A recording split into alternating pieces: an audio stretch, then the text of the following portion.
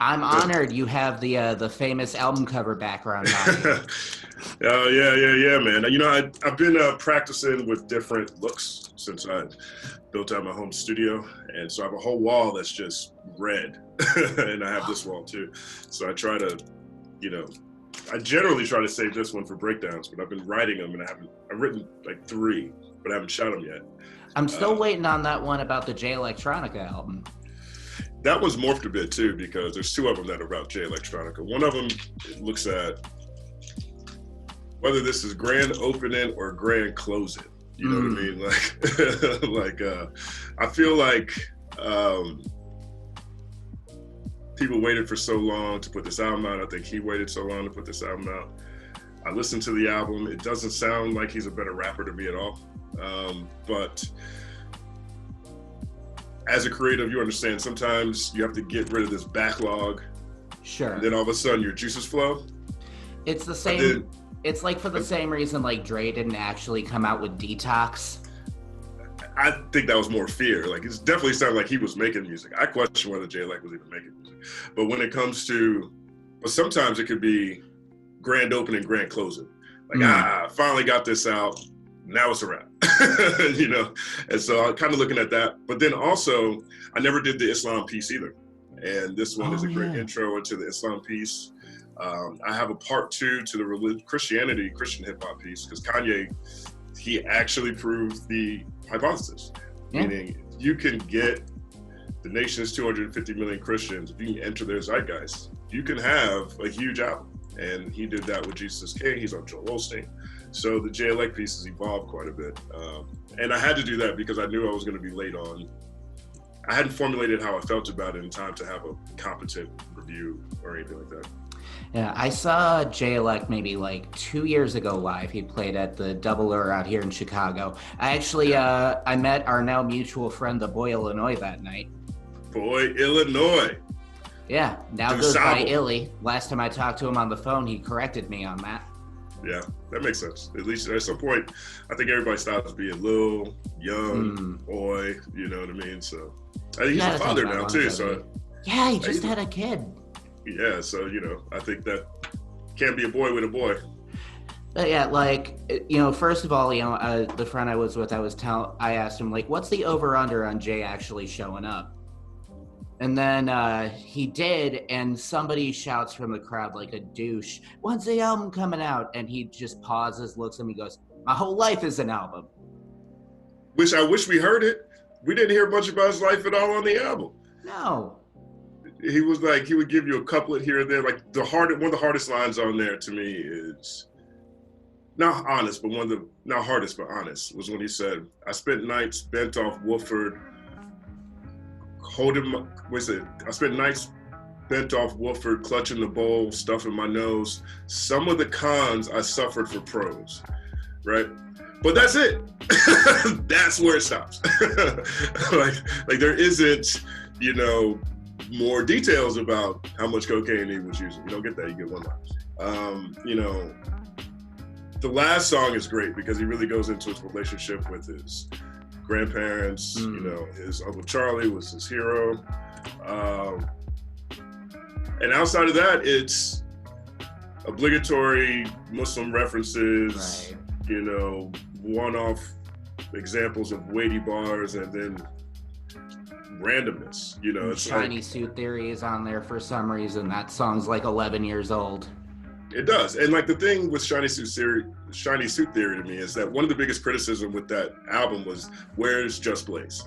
Right. So if you're gonna have Shiny Suit Theory on this album, you could have easily put Exhibit C on there and then give Jay-Z a verse. Right. Everybody would have been happy. Everybody would have been happy. They're like, because you're getting the same criticism for having an old song and you're getting criticism for not having Just Blaze.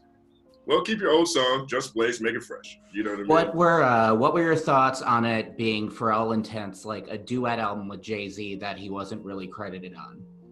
I think it's awesome. If Jay-Z calls me up and says, hey man, let's do an album, I say yes. Oh yeah. And Jay-Z, to me, is only getting better as an MC and as a rapper. But this is the first Jay-Z that I've heard maybe ever, where the majority of his context and content wasn't about wealth in some way, like financial wealth. Right. Like, we give 444 a lot of credit. There's a lot of $2 million paintings, $25 million buildings. Nobody wins when the family feuds. Right. No such thing as an ugly billionaire. I'm cute. There's a lot of stuff like that on 444. There's not a lot on this. So this one shows that he can go into another zone without leaning on, his financial success. And, that's always been a historic criticism for Jay-Z that went away after the Blueprint, after Black Album. And that's truthfully been around all the way up until 444 then. So now we got 2 albums in a row where he sort of doesn't have to remind us how much of a billionaire he is. Yeah, no, that was, my knock and most people's knocks on Magna Carta as well, where it's just like, dude, we get it. You're richer than me. You don't need to remind me when I'm trying to be entertained. Yeah, and they got silly lines on that one. Like, those that twerk Molly. I don't want to hear you talk about twerk Molly. I know, you sound like the old dude in the club. I know you're not the old dude in the club and all this stuff, but twerk Molly. I mean, we're giving Molly Cyrus that kind of look. Is that your cultural touch point? And that was on top of when he was doing that weird vocal pattern where he sounded like he was out of breath at the end of every line. It's just like, you're not helping yourself, dude. Right. Yeah, So what have you, we're in the middle of this pandemic. What have you been up to? What is a day in the life of Justin Hunte like now? It's actually been great for me. I call it I don't call it quarantine, I call it refresh. And I think that it's forced me to slow down a bit, in the sense of, for the past 2 years, I've been working with Empire, the record label, and I've been doing more business, more administrative type stuff.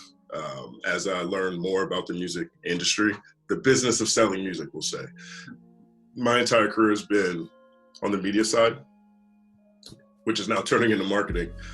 And when you're on the media, all we do is ask for stuff. Can we interview you? Can you share our interview?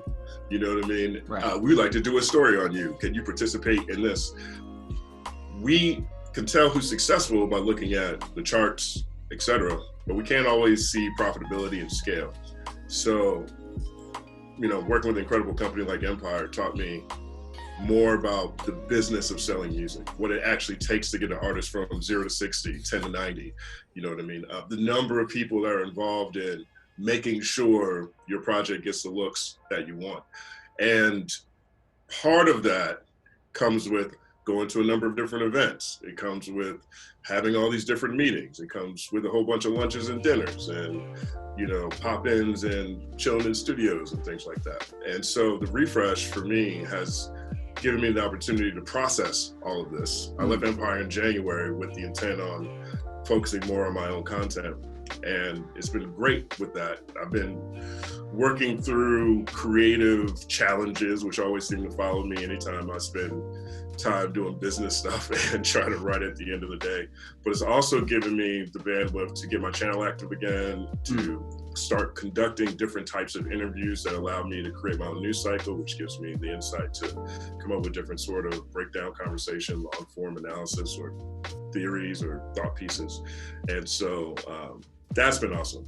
But I'll be honest, there's different waves that come with being at home, being far from your family. The flights are so cheap. I'd fly to South Carolina right now to see my parents if I wasn't worried about killing them. You know what I mean? So that's tough. And I also think that just being alone, or just being alone in your thoughts as often as consistently as, this refresh as I imagine made most people, comes with its own, catharsis, its own self-analysis. And in that sense, I've been meditating less and now I'm meditating more. I like to work out in the gym. I like to work out in comfort, and gyms are closed. I hate running. I tore my Achilles and now I'm scared to run on top of not liking it. And so I went through a phase where I was eating all the fried everythings off of Grubhub, and now I'm coming out of that.